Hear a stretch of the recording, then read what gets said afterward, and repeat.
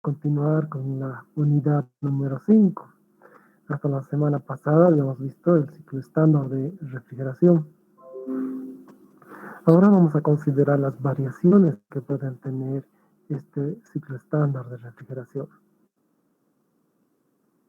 Generalmente en sistemas grandes, en sistemas industriales, donde se tienen compresores de potencias elevadas, lo que se hace es utilizar o añadir un recibidor. El recibidor es parte del sistema y lo que hace es recibir el refrigerante para tener siempre refrigerante líquido en el tanque, generalmente en el fondo del tanque. Y este refrigerante líquido es tomado para que sea enviado al evaporador. Puede estar en las partes del proceso de refrigeración, pero el objetivo siempre va a ser el mismo. Enviar después del condensador, enviar el refrigerante al recibidor y del recibidor enviarlo al evaporador. Esquemáticamente puede ser visto de esta forma. El condensador, al liberar el calor, espera que todo el refrigerante pase a la fase líquida, pero podría ser que algo, una pequeña parte, quede como fase vapor. Es por eso que se pone un recibidor, para tener siempre refrigerante en este tanque, y de este tanque es enviado solamente el líquido, solamente la fase líquida, a través de la válvula de expansión al vapor. ¿Por qué solamente queremos la fase líquida? Porque de esta forma vamos a aprovechar toda la entalpía latente del refrigerador, todo el calor latente que puede absorber el evaporador. Si entraría con una parte de vapor, pues eso no va a cambiar de fase y entonces disminuimos la capacidad del evaporador. Es por eso que queremos asegurarnos que siempre ingrese refrigerante líquido al evaporador. Y todo ese líquido va a cambiar de fase y vamos a poder extraer más calor del espacio refrigerado. En una condición real, nuestro ciclo de refrigeración estándar variaría de esta forma. Puede ser que algo de refrigerante pase a la zona de líquido superenfriado. Esto generalmente no se desea. Por eso significaría que tendrían un condensador muy grande y por tanto estarían desperdiciando energía enfriando el refrigerante. Entonces puede salir, pero generalmente no tiene que ser algo muy grande, no puede estar muy lejos de la campana donde entra el refrigerante en saturación. Podría ser también que parte salga a la zona de vapor sobrecalentado, pero es un problema y vamos a ver muy pronto por qué, pero no tiene que alejarse mucho tampoco de la campana. Otras variaciones que podría tener el ciclo de refrigeración son caídas de presión. Caídas de presión tanto en el evaporador como en el condensador. Entonces, si consideramos nuestro ciclo de refrigeración, las líneas punteadas mostrarían el ciclo de refrigeración estándar. Pero si el sistema de refrigeración es muy grande, entonces van a existir caídas de presión como estas. Entonces uno tiene que considerar eso, tiene que considerar enviar en la compresión el refrigerante a una presión más elevada de la que enviaría en un ciclo de refrigeración estándar en sistemas pequeños.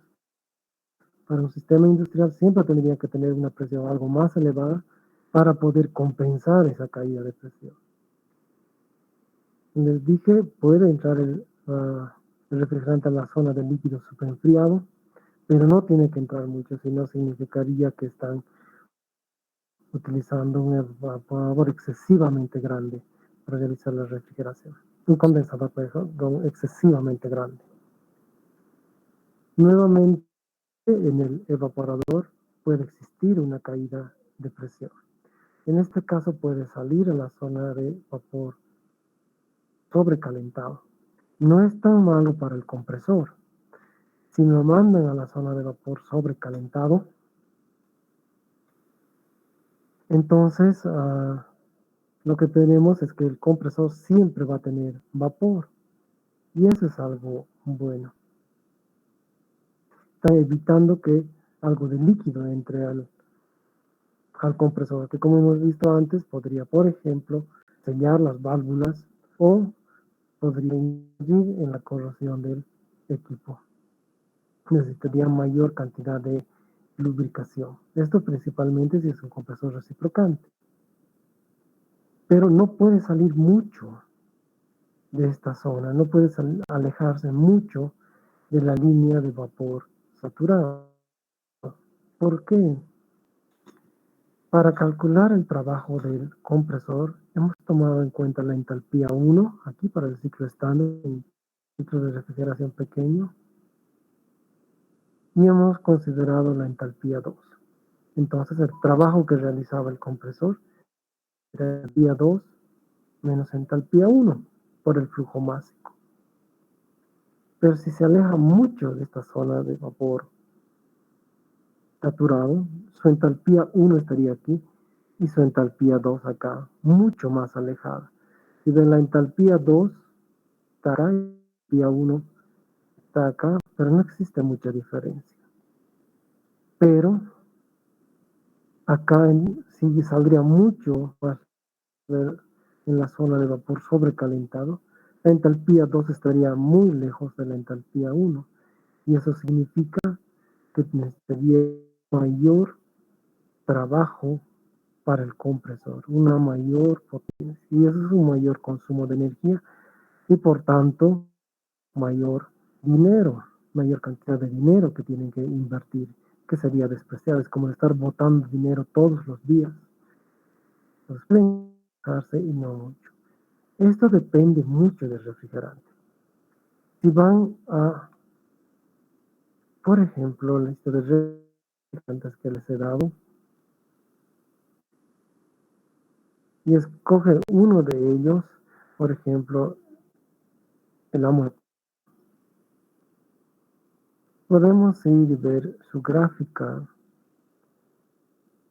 Y si ven la gráfica del amoníaco, pueden dar cuenta que estas son líneas curvas y estas son las líneas de entropía. Entonces, a medida que vayan más en la zona de vapor sobrecalentado, va a existir una mayor diferencia de entalpías. Entonces, el compresor va a requerir una mayor cantidad de trabajo a realizar para este refrigerante. Pero si consideramos la refrigeración industrial, por ejemplo, aquí, pueden ver fácilmente que están usando el R507. Como les dije en la primera unidad, los R400 y R500 generalmente se utilizan en aplicaciones industriales. Entonces, podemos ver eso. Podemos elegir uno de los refrigerantes industriales.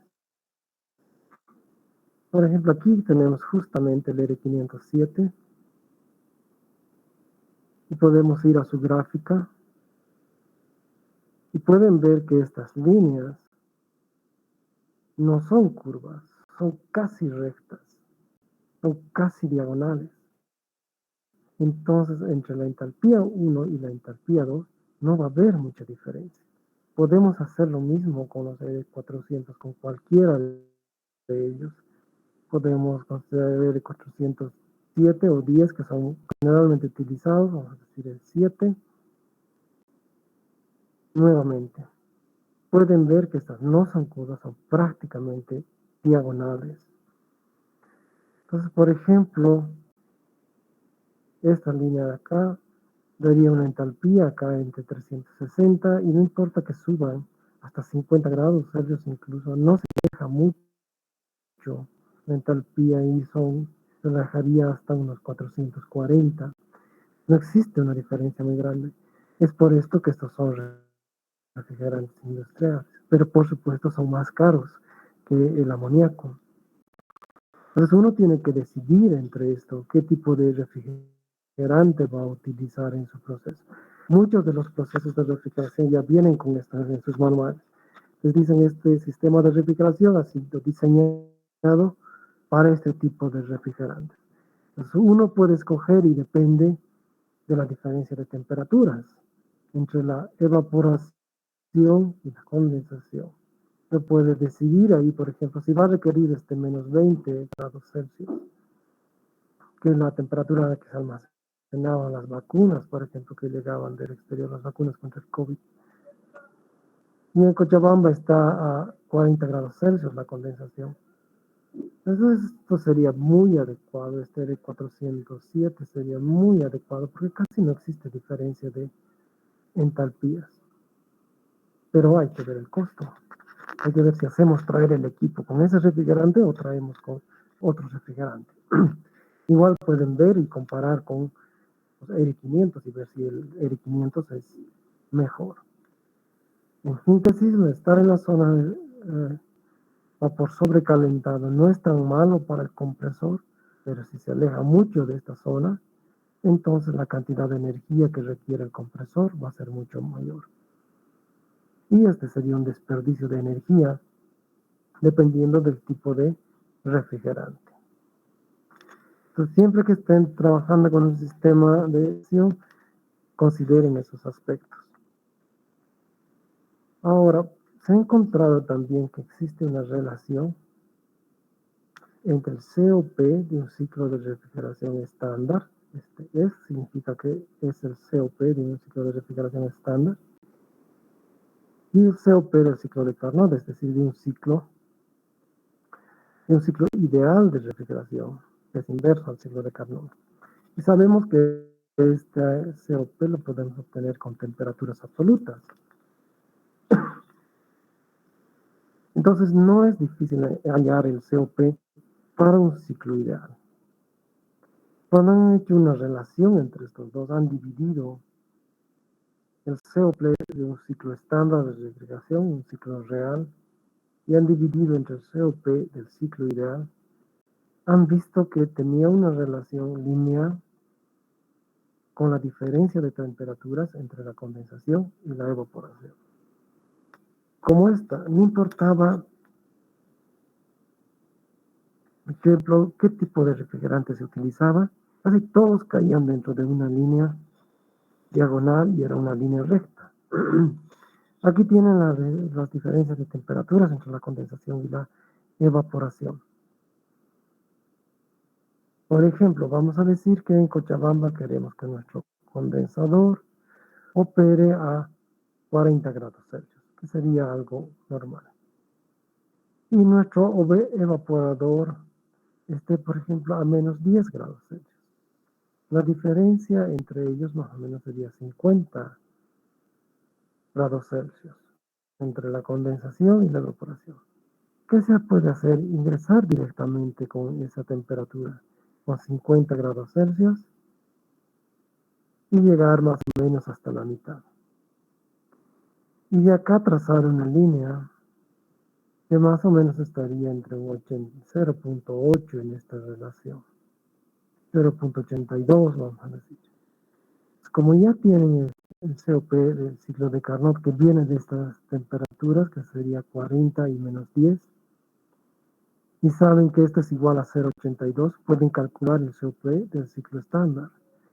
O sin tener ningún dato, ningún tipo de relación, solo sabiendo la diferencia de temperaturas entre la condensación y la evaporación, pueden ver qué tan eficiente puede ser su ciclo de refrigeración estándar.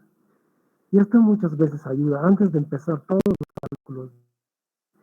Y eso es lo que pasó, por ejemplo, a un estudiante de electromecánica que le pidieron que construya un espacio refrigerado para almacenar peces, porque querían después enviarlo a otros departamentos. No dieron ningún dato más, solo les decían que querían almacenar peces. Podía empezar con esto, decir qué tan eficiente va a ser mi ciclo de refrigeración y dónde viene, cuánto voy a refrigerar los peces, entre qué rangos y qué tan eficiente va a ser mi ciclo. Y al final decir, bueno, quiero estar en este punto. Ese va a ser mi punto de partida.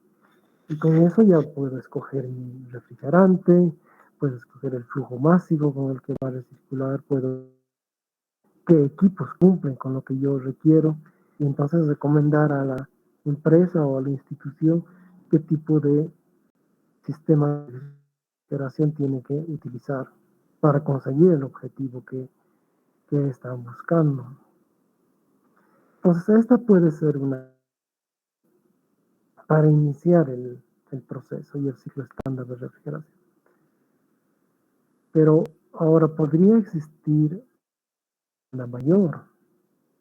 Algunas de las vacunas, por ejemplo, que venían del exterior, tenían que estar a menos 70 grados Celsius.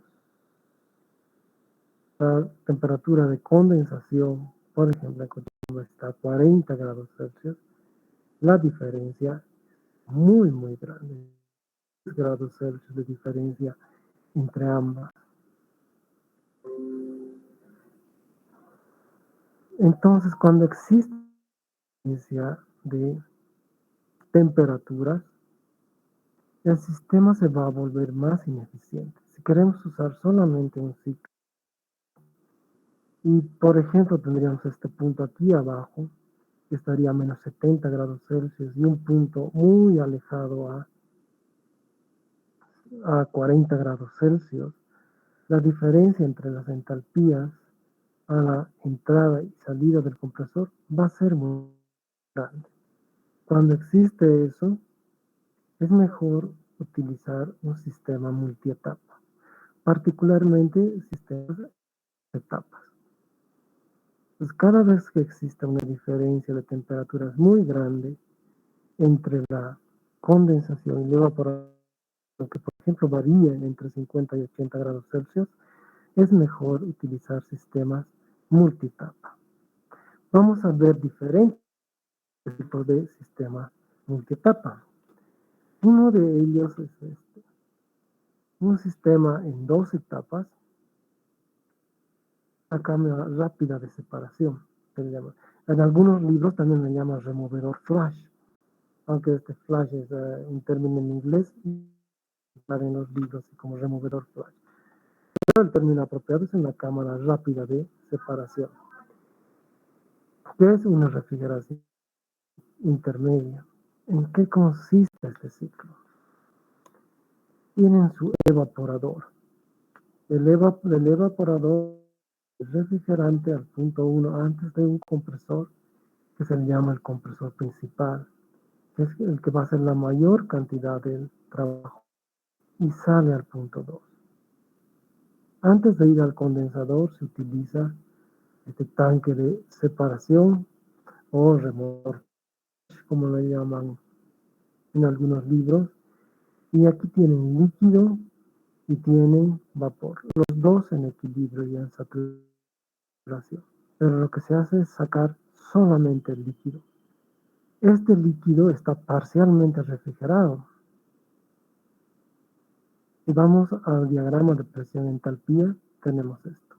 Tenemos el punto 1 que sale del evaporador. Este va al compresor principal, que va a hacer la mayor cantidad de trabajo hasta el punto 2. Tiene una cámara rápida de separación o el removedor flash que está acá en el punto 3. Y como pueden ver, su temperatura va a ser menor a la temperatura de condensación. Entonces el refrigerante está parcialmente refrigerado y están enviando ese refrigerante parcialmente refrigerado. Entonces, eso va a ayudar a disminuir esta dependencia en la presión total porque tienen algo que ya está refrigerado, el refrigerante ya está parcialmente refrigerado y los van a mezclar los dos, el punto 2 y el punto 4. Es decir, que inevitablemente se está calentando. La sección del refrigerante va a ser parcialmente enfriada por el refrigerante que viene de este segundo compresor. El compresor se le llama compresor flash. Entonces ayuda al compresor principal y están dando refrigerante parcialmente enfriado. Se mezclan los dos en este punto y entonces la mezcla va al punto 5, que es el que va a ingresar al condensador. En este caso el punto 5 está aquí y esto es lo que va a ir al condensador, del punto 5 al punto 6. Punto 6 tendrían líquido y usan una válvula de regulación, en este caso para mantener el nivel del refrigerante en el tanque de separación. Como no existe una máquina o un equipo entre el punto 6 y el punto 7 es simplemente una válvula, la entalpía en 6 es igual a la entalpía en 7. Es por eso que esta es una línea vertical, que del pie es la misma. La entalpía en 6 va a ser igual a la entalpía en 7. Y entra dentro de la zona de saturación, dentro de la campana.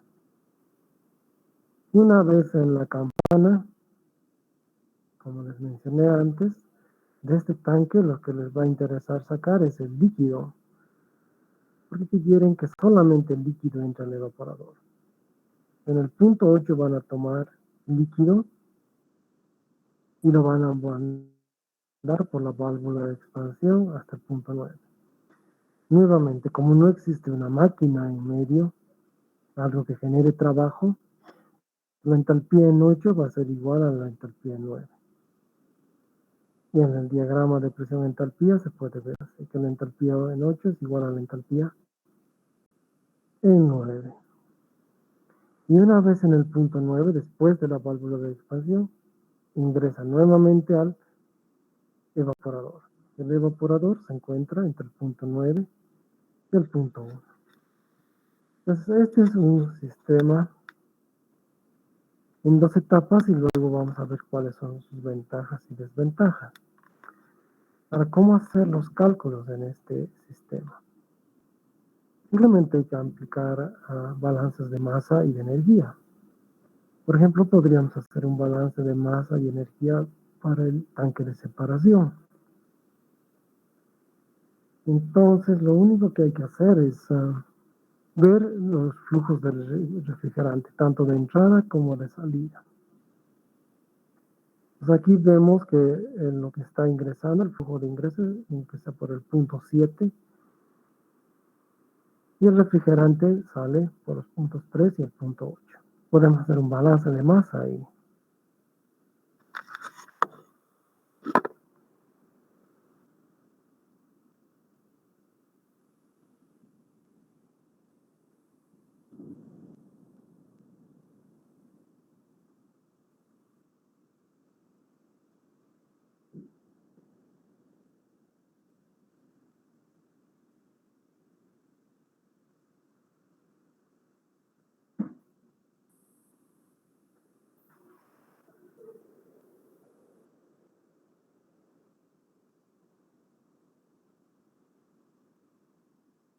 Lo que estoy haciendo es tomar en cuenta el flujo másico, nuevamente el flujo másico de entrada, que es el flujo másico en 7, y eso tiene que ser igual a los flujos másicos de salida. Son el 3 y el 8.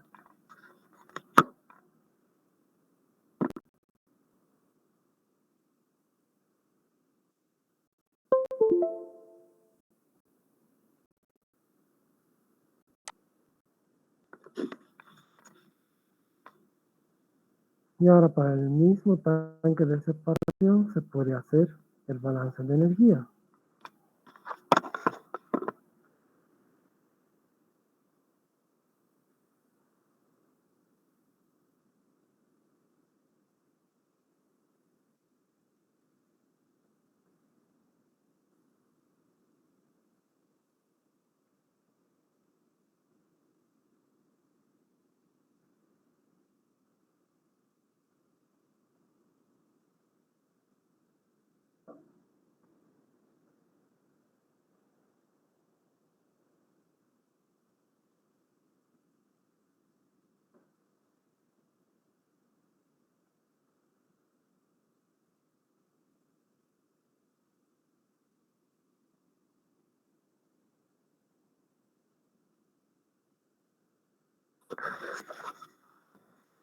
Como pueden ver, es muy sencillo, simplemente el flujo másico en 7 tenemos que multiplicarlo por la entalpía en 7. El flujo másico en 3 por la entalpía en 3 y así sucesivamente. Pueden hacer otros balances de masa también. Pueden considerar la misma estructura. Por ejemplo, pueden ver aquí que el flujo másico es 5 todo, pasa por el condensador y todo ese flujo másico llega hasta el punto 6 y todo eso, toda esa cantidad de masa hasta el punto 7. Entonces de ahí podríamos decir que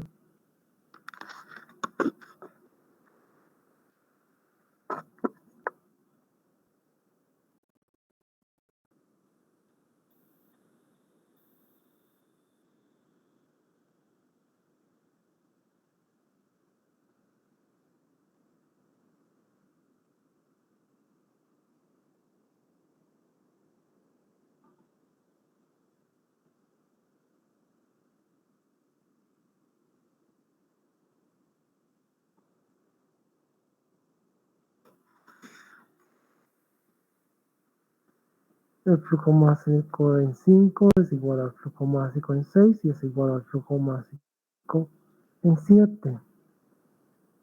Y así podemos seguir con otras secciones también del sistema de refrigeración. Por ejemplo, podríamos tomar en cuenta este punto aquí, donde se unen los flujos másicos del compresor principal y del compresor flash. Aquí ingresa el flujo másico en 2, el flujo másico en 4 y sale el flujo másico en 5.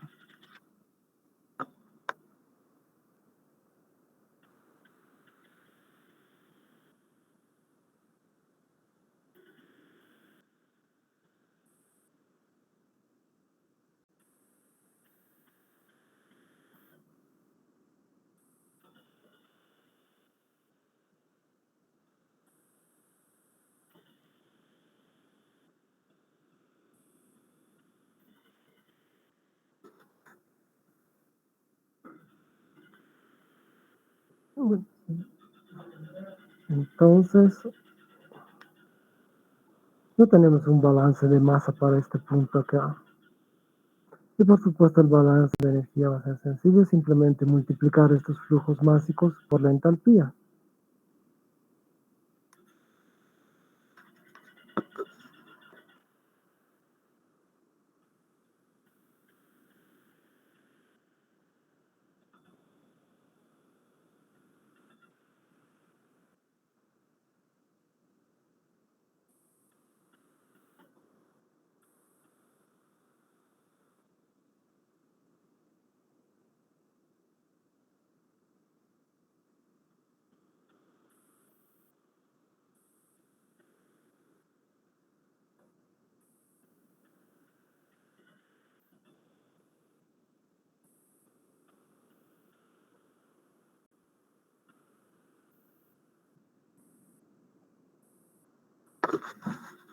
Y haciendo balances de masa y de energía, podemos encontrar ecuaciones que nos van a ayudar a resolver el sistema, dependiendo qué datos tenemos en el mismo.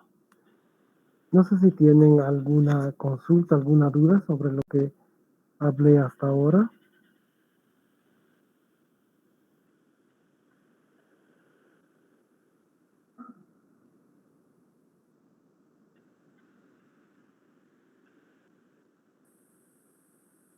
Muy bien. La mejor forma de aplicar esto va a ser realizando un ejercicio. Consideremos esto. Digamos que tenemos el R134A, que es un refrigerante comercial. Vamos a utilizar este refrigerante con una temperatura de evaporación de menos 30 grados Celsius y una temperatura a la salida del condensador de 40 grados Celsius. Tiene una cámara rápida de separación con esta presión, una presión intermedia, 362 kilopascales. Y lo que hacen es enviar al condensador a través de un compresor separado, el compresor flash. Sabemos que vamos a utilizar el compresor flash. Si el flujo máximo del refrigerante en el evaporador 0.13 kilogramos segundo, entonces tiene que calcular el flujo máximo del refrigerante en la salida del condensador, es decir, el flujo máximo en 6. la potencia del compresor principal, que es el compresor que está acá, y la potencia del compresor flash, y el calor extraído por el evaporador.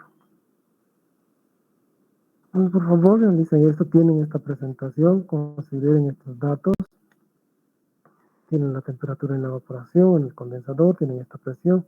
Con eso ya pueden empezar a calcular las entalpías o ver las entalpías en todos los puntos del sistema. Si tienen las entalpías, va a ser fácil poder realizar los balances de masa y energía y hallar todos los componentes, incluidos los flujos básicos. Entonces nos daremos 15 a 20 minutos y vamos a ver los resultados que ustedes tienen y los con los que yo obtuve.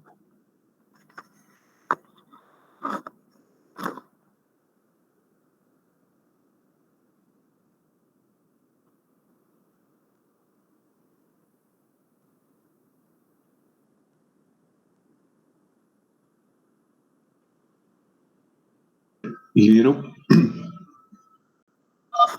Sí, sí, bueno, aprovechando que es un poquito el espacio, un poquito hace un momento estaba explicando sobre los chillers y demás, viendo los esquemas cabalmente, especialmente con el repósito, ¿no? Con el tanque en este caso para almacenar. Esa parte un poquito no sé si podría explicarnos, porque en algunos esquemas que los chillers, en algunos casos muestran, digamos, algún intercambiador aparte dentro de ese tanque y demás. Y bueno, mi consulta era justamente en relación al tipo de compresor que está usando y demás, porque en algunos casos tenemos justamente unos compresores que nos obligan sí o sí a entrar, o bueno, a poner en el ingreso solo en fase de vapor, en algunos casos el tema de líquido, ese un poquito sí nos podría ampliar. Este no es un chiller. Este es simplemente un tanque donde vamos a almacenar el refrigerante líquido y este refrigerante líquido va a pasar por evaporador. El chiller es en sí un intercambiador de calor, donde van a pasar su refrigerante y van a enfriar otro fluido, por ejemplo, agua. Y ese fluido, el agua, es usado para enfriar otro sistema. Por ejemplo, en las estaciones de gas, en la ANH, hacen eso para enfriar el gas que está pasando por un compresor, para no sobrecalentar el compresor. Pero no es un chiller, es simplemente un tanque de separación. El chiller, como les digo, es un intercambiador de calor, pero no estamos viendo eso ahora. Estamos viendo este ciclo de refrigeración. Gracias, bueno, estaba confundiendo quizás ese tanque como líquido. Bueno, no tenía nada que ver en todo caso con el chile convencional. No, un chiller, como le digo, es un intercambiador de calor. Un refrigerante para enfriar un segundo fluido y ese fluido es utilizado en algo más. O en la ANH para enfriar el que son los compresores, por ejemplo, en la producción de etanol, lo que nos llega de Guavirá y demás, utilizan para enfriar lo están haciendo en Santa Cruz, pero un chiller es un intercambiador de calor.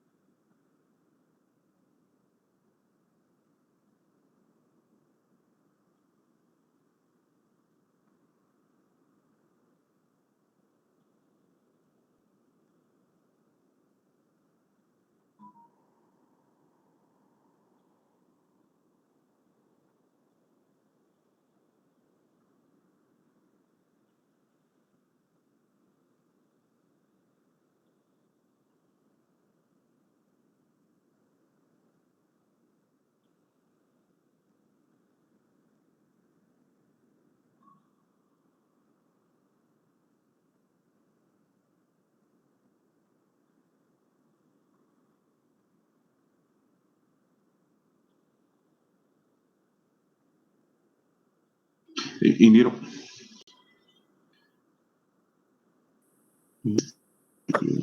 Ah, sí. Sí, disculpe, no, que lo moleste. Viendo el diagrama, hace un momento nos comentó sobre las entalpías constantes. No sé si podían estar en el diagrama, por favor, entre el punto 6 y el punto 7. Sí, Y hicimos una comparación con el punto 8 y punto 9, ¿cierto? sí, Entre el punto 8 y punto 9 tenemos, bueno, según el diagrama, una válvula de expansión, correcto. sí, Sí, ¿cierto? Eh, Habíamos comentado, por ejemplo, en el punto 8.9, un poquito, quizás por criterio, tendríamos esta caída de presión, bueno, debido a la válvula de expansión y la, bueno, caída de temperatura debido justamente a la válvula de expansión. Pero en el punto 6 y punto 7, como nos mencionaba, que es un tramo libre que no tenía ninguna interrupción, no sé en qué punto estaría existiendo o debido a qué estaría existiendo ese cambio de temperatura justamente, porque yo relacionaba que la temperatura de la salida del punto del condensador, el punto 6, se mantendría constante en el punto 7. Quizás no sé si eso lo estoy interpretando de forma errónea. sí. Existe un cambio de temperatura porque existe un cambio de presión. Entre el punto y el punto 7 ha existido una caída de presión para poder realizar la refrigeración intermedia. Acá, como queremos que el refrigerante esté parcialmente enfriado, tenemos que ceder una caída de presión. Pero como se encuentra dentro de la zona de presión, un cambio de presión significa un cambio en la temperatura. Entonces la temperatura en el punto 7 va a ser menor que la temperatura en el punto 6. Y sí, justamente, ingeniero, en ese aspecto, imaginaba, digamos, que algún elemento generaría ese cambio de presión justamente entre estos dos puntos. Como en el punto 8 y punto 9 es razonable por la válvula de expansión. En este punto 6, punto 7, ¿cuál estaría generando la duda? Ah, el compresor flash. El compresor flash está decidiendo cuánto va a salir de este vapor, entonces va a decidir cuánto va a haber de liberación de presión acá. Ese es el que está sacando refrigerante y por tanto ocasionando la caída de presión. Entonces estaríamos comparando la presión dentro del tanque de separación con la presión de la tubería de salida del condensador, ¿cierto? Sí, Con el el líquido que líquido. viene en el 7. Como este está dentro de un tanque y no existe otras salidas más que esta, el líquido con el vapor está en una zona de saturación, es decir, está en equilibrio.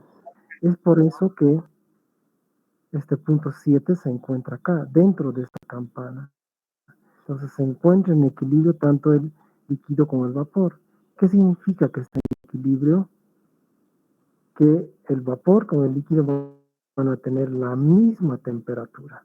Eso es lo que estamos ocasionando. Entonces siempre van a tener la misma temperatura siempre que estén dentro de esta campana. ¿Qué temperatura van a tener?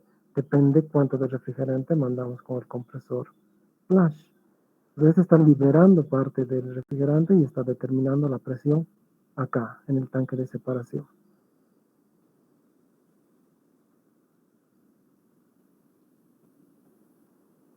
Ya, gracias, Guillermo. Justamente ese punto 7 que no llegaba a comprender, bueno, tomaba como referencia que era que la presión, el punto 7 se refería a la misma, al mismo conducto, ¿no? Que ingresa del condensador, pero en realidad es del tanque. Sí, es del Ahí, refrigerante. Esta presión sería del refrigerante que se encuentra dentro de este tanque. perfecto. El tanque cerrado está en equilibrio, vapor y líquido. Gracias, Guillermo. De nada.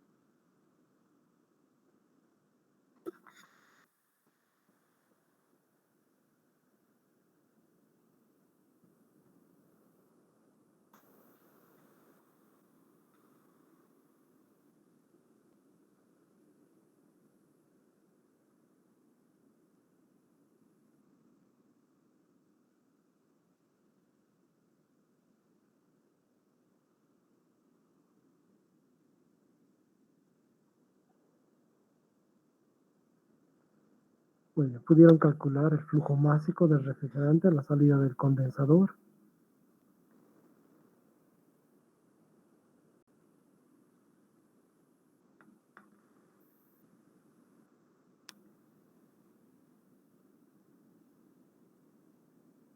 Bien, tomemos 5 o 10 minutos más y realicen estos cálculos. Utilicen el balance de masa, que pueden hacer el tanque de separación y los balances de masa.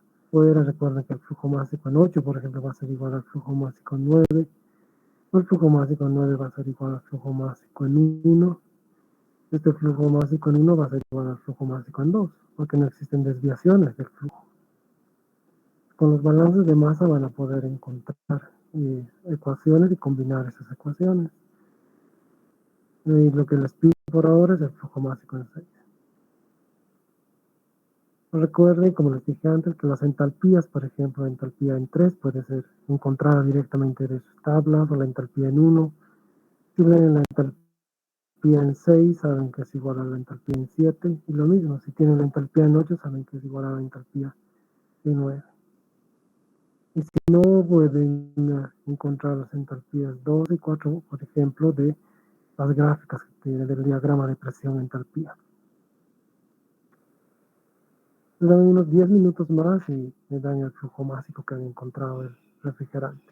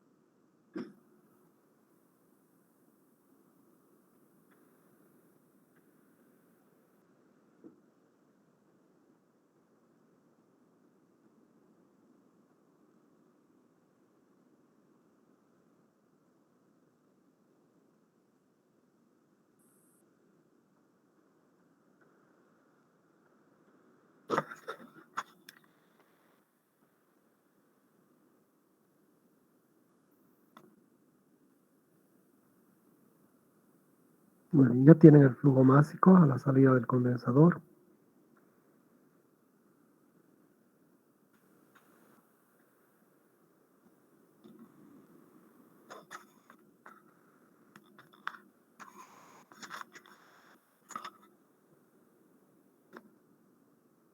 Bien, es importante que realicen estos cálculos. Entonces vamos a quedar ahí, realicen todos estos cálculos, además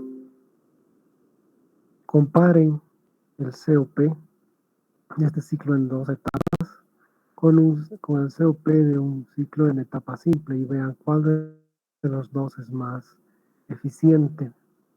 Vamos a quedar ahí por hoy, pero realicen los cálculos y me dan los resultados para el día de mañana para el inciso A, B y el inciso C.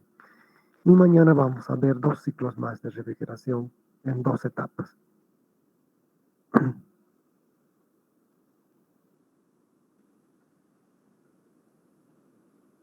0.17 kilogramos por segundo. Eso es lo que he encontrado sus compañeros. Veamos entonces, tenemos el ejemplo 8. Tenemos las temperaturas, temperatura del evaporador, del condensador y la presión de la cámara de separación, que es una etapa de refrigeración intermedia. Además, el flujo másico en el punto 1, a la salida del evaporador. Como les decía, con T1 pueden H1 porque es la zona de vapor saturado. También con a la presión acá en 3 pueden hallar tanto la entalpía en 3 como la entalpía en 8. Y con la temperatura del condensador, la entalpía en 6, que es igual a la entalpía en 7. Entonces tienen estas entalpías, la entalpía en 3, la entalpía en 8 y la entalpía en 9 es igual a la entalpía en 8. Y con la temperatura en 6 del condensador, tienen la entalpía en 6, que es igual a la entalpía en 7. Entonces lo que hacen luego es entrar al diagrama de presión-entalpía. Saben la entalpía en el evaporador, entonces tienen que trazar una línea hasta la temperatura en el condensador. Y lo mismo para la cámara de separación. Tienen la presión a la que se encuentra. Pueden trazar una línea hasta 40 grados Celsius y así tienen las entalpías correspondientes. En este caso, la entalpía en 2 sería igual a 438 kilojoules sobre kilogramo y la entalpía en 4, 424 kilojoules sobre kilogramo. Entonces, utilizan el balance de masa que he descrito acá para el tanque de separación y también su balance de energía, que es el mismo que hemos escrito.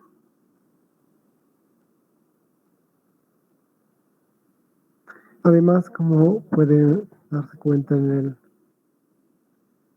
la presentación, la entalpía en el flujo másico en 1 es igual al flujo másico en 9 y es igual al flujo másico en 8.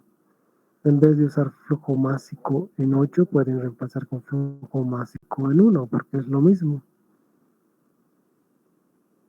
Entonces lo que se hace es reemplazar, en vez de flujo másico en 8, poner flujo másico en 1. Ya tenemos las entalpías en el sistema, no es un problema. Tenemos el flujo másico en 1. Nuestras incógnitas son el flujo másico en 3 y el flujo másico en 7. Tienen un sistema de dos ecuaciones con dos incógnitas. De ahí pueden obtener el flujo másico en 7, reemplazando los datos que tienen, que sería 0.173. Y el flujo másico en 7, lo que es igual al flujo másico en 6. Entonces, con eso ya tienen el flujo másico a la salida del condensador. Para el inciso B, la potencia del compresor ser el flujo másico en 1 sería la entalpía en 2 menos la entalpía en 1. Y para el compresor flash hay que tomar en cuenta la entalpía en 4, la entalpía en 3. Entonces eso se ha realizado para el compresor principal, que tiene el flujo en 1. Para el compresor flash necesita el flujo másico en 3, pero tiene aquí de su balance de masa. Como ya tienen másico en 7, tiene el flujo másico en 1, pero hay que encontrar el flujo másico en 3. Así tienen la potencia del compresor flash. Pueden darse cuenta que la mayor parte del trabajo la realiza el compresor principal. Y finalmente el calor que puede absorber el evaporador sería nada más que el flujo másico en 1 que tiene como dato. Y el evaporador sería el punto 9 y el punto 1. Entonces sería la entalpía en 1 menos la entalpía en 9. Y así tienen el calor que absorber el evaporador. Bien. ¿Tienen entonces alguna duda con la resolución de este ejercicio? Muy bien, en este instante les voy a enviar la solución de este ejercicio para que puedan analizarla.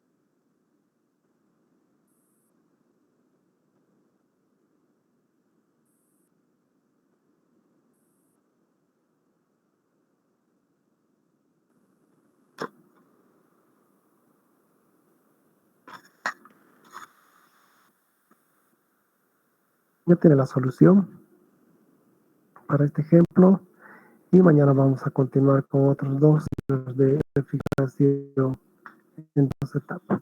Entonces quedaremos ahí por hoy.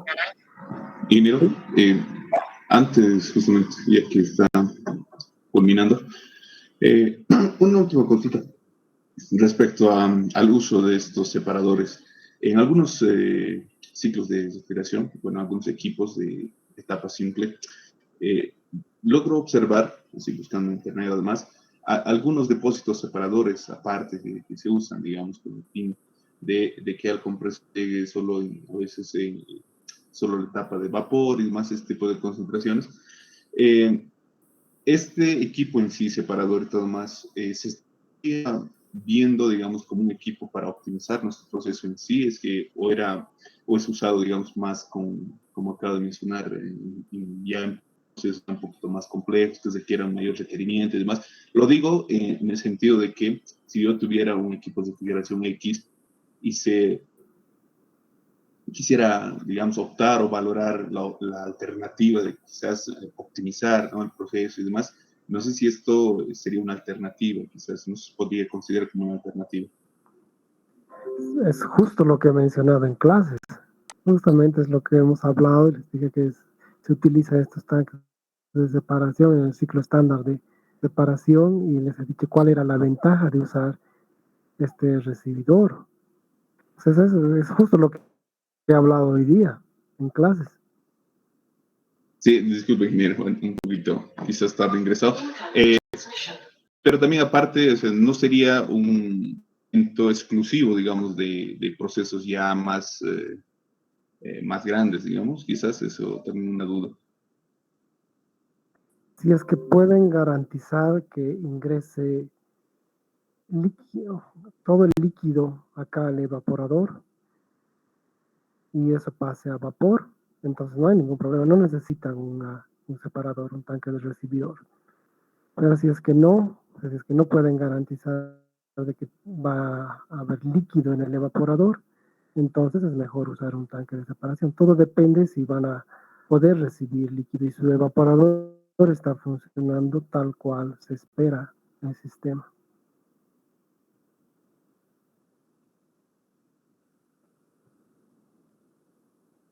Ya, gracias. De nada. ¿Tienen alguna duda más?